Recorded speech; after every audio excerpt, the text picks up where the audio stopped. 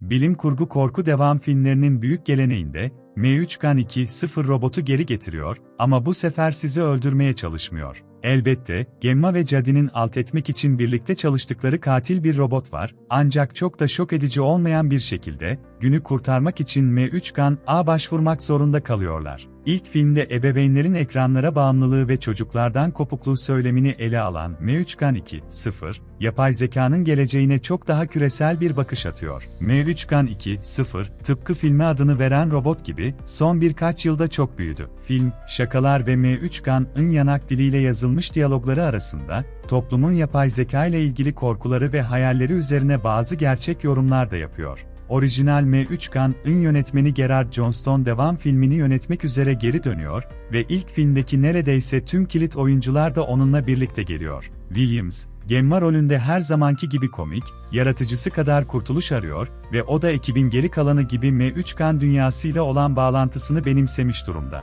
Ancak, filmin sonunda gönül tellerimizi titreten robotun kendisi oluyor. M3GAN2-0 bir korku filmi değil, aksiyon gerilim. M3GAN2-0, filmin açılış sekansından itibaren hemen görevimiz tehlikenin bir bölümüyle karşılaştırılıyor, Impossible serisinin bir bölümüyle karşılaştırılabilir. Göz alıcı elbiseler, pahalı arabalar ve gizli laboratuvarlara ve inlere sızmakla geçen uzun sekanslarla M3GAN2-0, bir korku filminden çok olay örgüsü ağırlıklı bir casus filmine daha yakın. Orijinal M3GAN 10 yılın en dehşet verici ya da gerilimli filmi olmaktan çok uzaktı ama bu film tüylerinizi bile ürpertmeyecek. Ivana Sakno'nun amelası dehşet verici unsurlara sahip, ancak tipik bir korku kötü adamının uhrevi anlamında değil. Yaratılışı ve böylesine güçlü ve tehlikeli bir teknolojiyi üretmesinin ardındaki motivasyonlar hakkında daha fazla şey öğrendikçe, antagonist olarak konumu hikaye boyunca sürekli değişiyor. M3GAN duygusal ve kişiler arası ilişkilere odaklanan dar bir kapsama sahipti. Ancak M3GAN2-0 çok daha büyük bir bütçeyle sadece yapay zekanın varlığını değil, ona güvenen ya da onu engelleyen insanları da ele alıyor.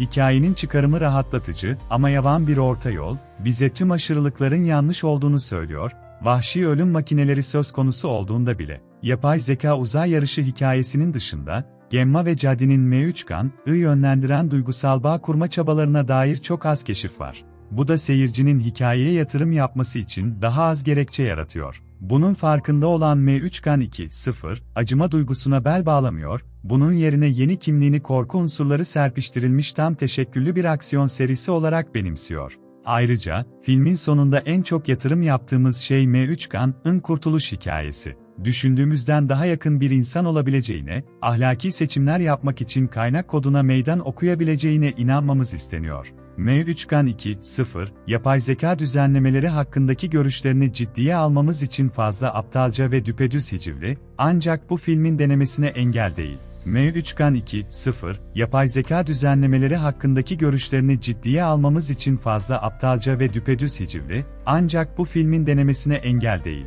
M3GAN2-0, projenin alay etmeye çalıştığı büyük teknoloji şirketlerinin çoğu gibi, birkaç ilginç değişiklikle, suçu ve yapay zekayı kontrol etmeyi öğrenme yükünü sorunsuz bir şekilde bize yüklüyor. Devam filmi, yapay zekayı istikrarlı bir şekilde kucaklayan bir dünyada gösterime giriyor ve Johnstone bu teknolojinin hiçbir yere gitmeyeceğini biliyor. Belki de yapay zekayı şekillendirme gücünün bizim elimizde olması rahatlatıcı olabilir.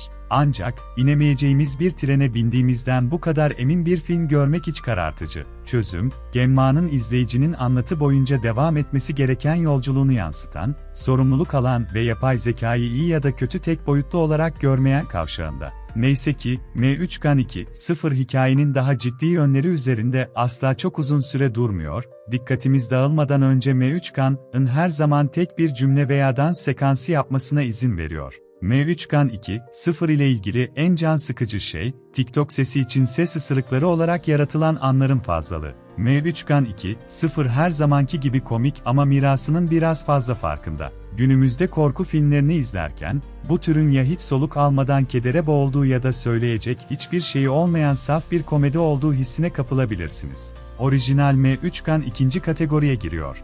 Bununla birlikte, doğal olarak ortaya çıktığını hissettiren mizahla çizgiyi iyi bir şekilde aştı ve kamp unsurları, Düşük bütçeli kaynaklardan ve yapay zeka tartışmalarını modern izleyiciler için taze hale getirmeye yönelik yaratıcı girişimlerden doğdu. M3GAN 2.0 bunu tamamen kaybetmiyor, ancak daha cilalı ve yetişkin dünyası, M3GAN'ı bu kadar popüler yapan aptalca mizah anlayışına kolayca uymuyor. M3GAN serisi robotları kadar kendinin de farkında hale geldi ama bu hikayenin potansiyelini öldürmedi. Ancak anlatı boyunca tonunu, amacını ve kanondaki yerini gözle görülür bir şekilde arayan bir film ortaya çıkarıyor. M3GAN 2.0 muhtemelen korku, komedi ve aksiyon arasındaki çizgide ilerleyecek uzun bir M3GAN projelerinin ilki olacak. Bu yaz filmler için zaten mükemmel geçti ve izleyicilerin M3GAN 2.0'ın filmle birlikte gülmeye hazır insanlarla dolu bir sinema salonunda tadını çıkaracakları bir sonraki eğlenceli gişe rekortmeni olmasına izin vermemeleri için hiçbir neden yok.